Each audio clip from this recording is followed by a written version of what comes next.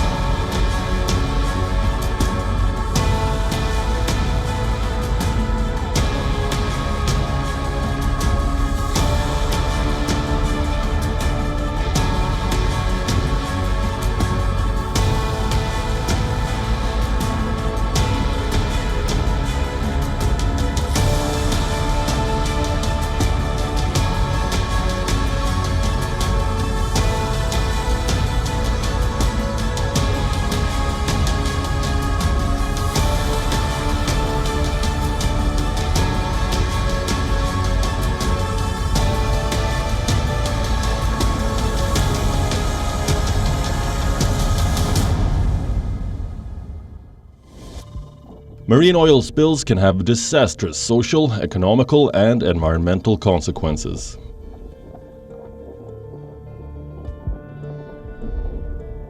It often takes a major incident at sea, like a tanker spill or oil rig explosion, for most people to grasp the extent of the problem.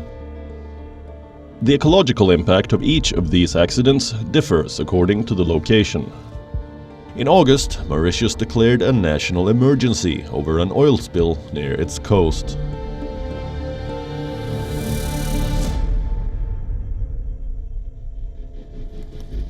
"17 dead dolphins were found on the shores of Mauritius. Environmentalists blame the latest oil spill caused by a Japanese ship that ran aground on a coral reef south of Mauritius.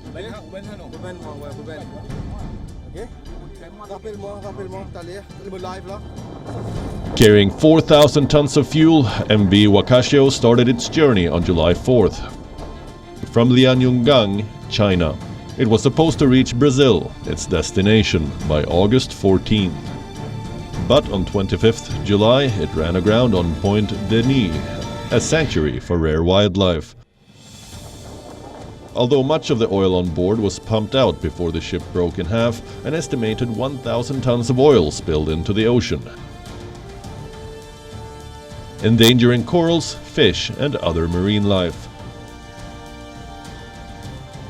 By August 7th, Mauritius declared an environmental emergency.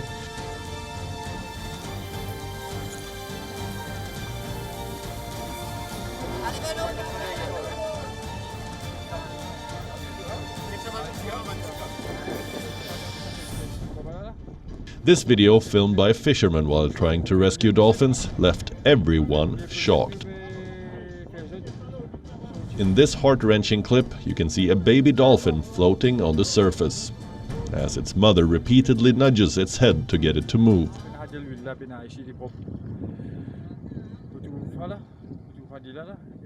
After painful final moments, both the mother and her calf died in a lagoon in Mauritius.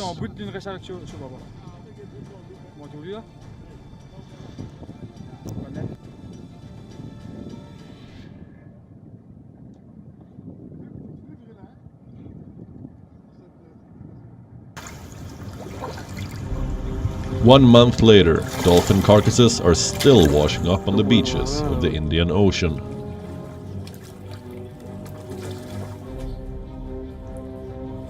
The ship that eventually broke in two and the bow of the vessel has since been towed out to sea and scuttled.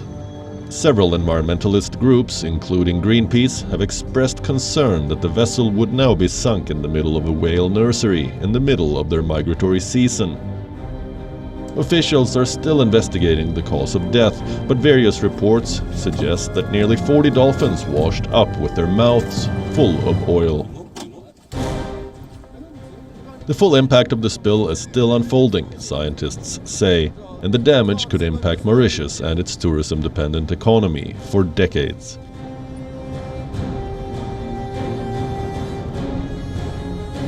So, who is responsible? Why was the bulk carrier sailing so close to the reef? Sunil Kumar Nandeshwar, the Indian captain of the Japanese ship and the ship's first officer, were arrested, charged with endangering safe navigation. But Mauritians have been angered by what the lawmaker termed as mismanagement and incompetence exhibited by the government in the handling of the crisis. Apart from the deaths of dolphins, the spill has threatened decades of conservation of local seabirds and plant species in a nearby protected reserve. At the moment, we haven't seen any dead or weakened mangroves. But in areas where oil contamination is bad, mangroves might die because its respiratory roots won't be able to breathe due to the oil covering them. This is described as suffocation. It may also die from the toxic substance from the remaining oil.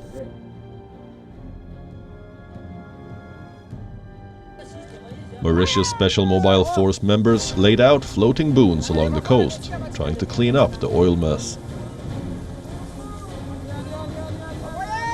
Behind me you have the SMF, which is the Special Mobile Force, who are taking booms to the other side of the bay there, where the barge that was being towed by the tugboat that sunk was brought by the wind and the waves.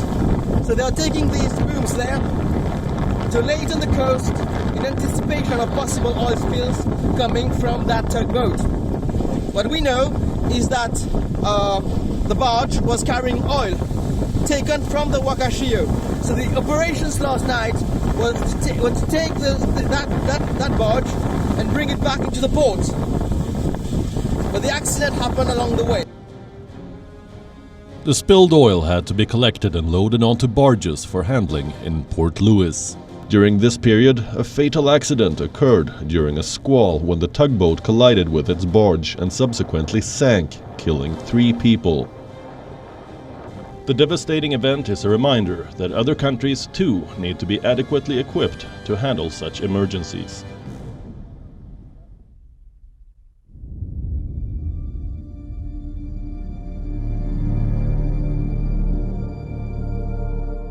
September 3rd. The Sri Lankan Navy managed to extinguish a fire on a stricken supertanker loaded with 2 million barrels of oil.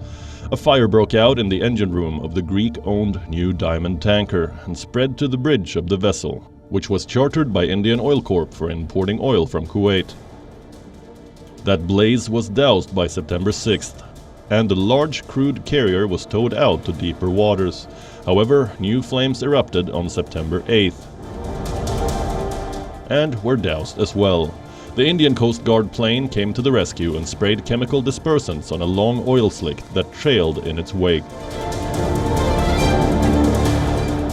Sri Lanka has deployed scientists and experts from its Marine Environment Protection Authority to assess the environmental damage caused by the fire.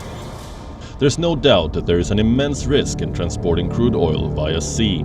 In fact, working on an offshore oil and gas platform is considered to be one of the most dangerous careers.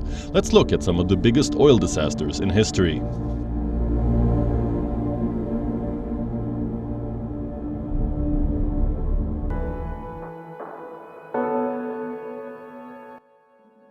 This is a scene from the 2016 Oscar-nominated film Deepwater Horizon. The film's name is based on the original name of an ultra-deepwater semi-submersible offshore drilling rig. It revolves around the worst environmental disaster in US history. Though the drilling rig was built in 2001 in South Korea by Hyundai Heavy Industries, it was leased to BP, or British Petroleum Company, from 2001 to 2013. Located about 80 kilometers off the coast of New Orleans, United States, the fifth-generation rig was considered to be a game-changer in the industry. In September 2009, the rig drilled the deepest oil well in history in the Tiber oil field at Keathley Canyon, nearly 640 kilometers southeast of Houston. It had a depth of about 35,000 feet. But on April 20th, 2010, the rig exploded. 11 crewmen were killed. A flammable gas leaked from the well, igniting a fireball that was visible even 64 kilometers away. The rig sank 2 days later.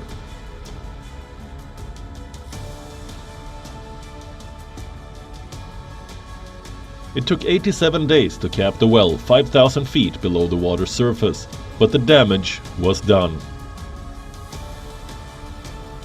It spewed 4.9 million barrels, or 206 million gallons of crude oil into the waters of the Gulf. Beaches were blackened in 5 states: Texas, Louisiana, Mississippi, Alabama, and Florida. Apart from crippling the tourism in this belt, it ruined the livelihoods of fishermen in these states and also killed 6,000 seabirds.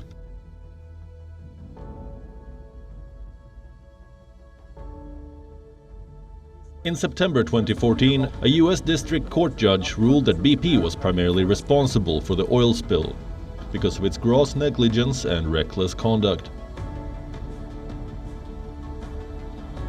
BP and its subcontractors, Transocean, operators of the Deepwater Horizon rig, all came under the scanner.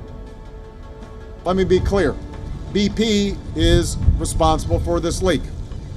BP will be paying the bill. BP, one of the largest companies in the world, was worth more than $180 billion at the time of the spill. After years of litigation, the company had to pay $20.8 billion to settle civil claims. Imprudent cost-cutting and reckless risk-taking had caused the disaster. Today, I am pleased to announce that we have secured a historic resolution of our pending claims against BP totaling more than $20 billion, making it the largest settlement with a single entity in American history. The sheer size of the payout ushered in an era of multi-billion-dollar penalties for environmental and other corporate crimes. It should have been a wake-up call. The oil industry's pursuit of profits should not be allowed to compromise safety standards. But the offshore industry continues to drill in deeper waters, and the risks are evident.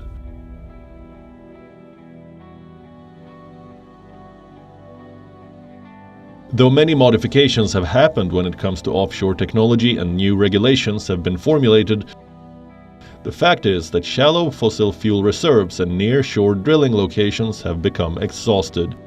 So, offshore drilling, or the process of extracting oil and gas resources from underwater locations, is being conducted at increasingly deeper and farther offshore sites in recent years. When the BP Deepwater Horizon oil rig exploded, it spilled oil into the Gulf of Mexico for 87 days. 10 years later, it continues to harm wildlife. Scientists tested over 2,500 fish from 2011 to 2018, and all of them were found to have oil many years later. The spill affected numerous species, including bottlenose dolphins.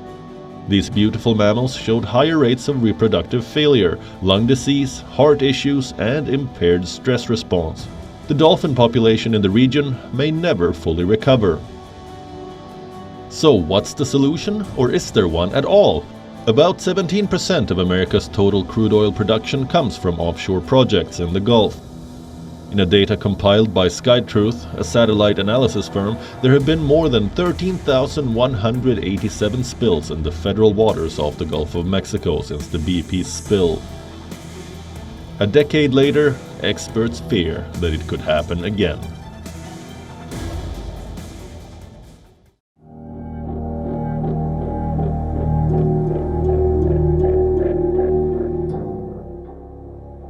an act of environmental terrorism. This spill is one of the first times in military history where a natural resource, and specifically pollution, was used as a tactic of war.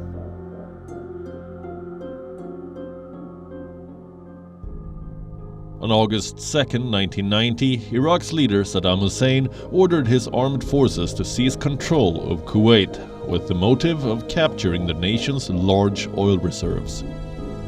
Along with its own considerable stockpiles, Iraq could then control half of the global oil reserves. The United States, with its coalition forces, launched an offense on Iraq. After a 2-month-long battle from January to February 1991, Iraqi forces retreated. But as a last-ditch attempt to prevent US forces from landing on the beaches of Kuwait, Iraqi forces intentionally dumped oil into the Persian Gulf. They released oil from 8 oil tankers, a refinery, 2 terminals, and a tank field. They dug long trenches down the coastline and filled them with oil, and also set ablaze a reported 732 oil wells. More than 300 million gallons of crude oil flowed into the Persian Gulf, devastating marine wildlife and coastal habitats. About 700 kilometers of coastline from southern Kuwait to Abu Ali Island in Saudi Arabia were covered by a continuous band of oil and tar. It remains the largest oil spill in history, at least 5 times the size of what happened in the Gulf of Mexico.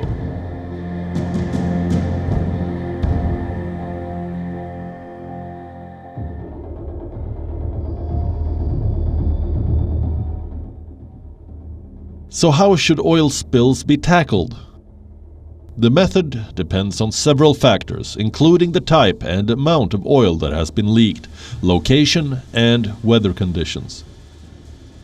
The effects of oil spills are worse when the site is near coastal communities. In August 2019, strange blobs of oil started to wash up along Brazil's northeast coast. One by one, the famed golden beaches started to turn black. 2,500 kilometers of coastline spanning 9 Brazilian states was tainted. The thick clumps of oil killed marine animals and threatened the livelihoods of coastal communities. For months, no one knew where it was coming from. This oil has a DNA. We are using a system to check it. It is not produced by Brazil and is not sold by Brazil. The Brazilian Environment Ministry says the oil is not Brazilian and that testing shows that it's very likely from Venezuela. The government of Venezuela denies this vehemently. The mystery was never solved. But in the midst of this, there was some hope. Volunteers took the matter into their own hands, participating in a huge cleanup operation to remove oil and tar from their beloved beaches. In such a situation, we all need to act. It is very important. It is great to see all these people who are mobilizing to come to help, in opposed to a delay in action on a larger scale by the government and the responsible companies. In Mauritius too, activists and volunteers are working hard to protect their coast. They are creating long floating booms to try to slow the spread of oil into the lagoon and onto the coast. Made hastily, these booms are stuffed with sugarcane leaves and straw and kept afloat with plastic bottles. They are also using empty oil drums to scoop up as much oil as possible from shallower waters. The people of Mauritius, in fact, the entire world, should not forget the dodo. A native to the tiny island nation, the flightless bird was hunted to extinction by Dutch sailors arriving on the shores of Mauritius. It was never seen after 1681. The dodo is often cited as one of the most well-known examples of human-induced extinction, and it went on to spur the conservation movement. Spilled into the ocean, the oil destroys the insulating ability of several marine species, and also the water repellency of birds' feathers, exposing these creatures to life-threatening risks. The birds would come in dehydrated, depending on their age. The younger ones were emaciated because they no longer had adults around to feed them. And because of the oil on their feathers, they can't hold their body temperature and they tend to sink. So their temperature had to be raised, and then they would be prepared for wash. The washing procedure is a 3-step wash, rinse. After they finish the rinse, they go to the drying area, and then they are evaluated for release.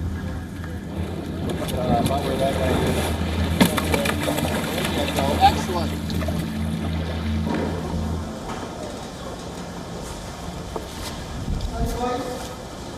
We were approached by the Department of Nature Conservation and of course Sandkop to come and or try and help them with the rehabilitation of penguins. Normally when they get oil on their feathers they don't go and hunt for fish. So some of them are weak and we're treating them very carefully. The costs of oil spills are considerable in both ecological and economic terms.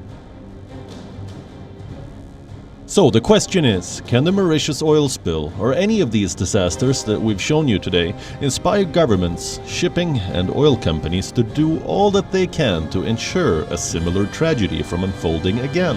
We wouldn't bank on it.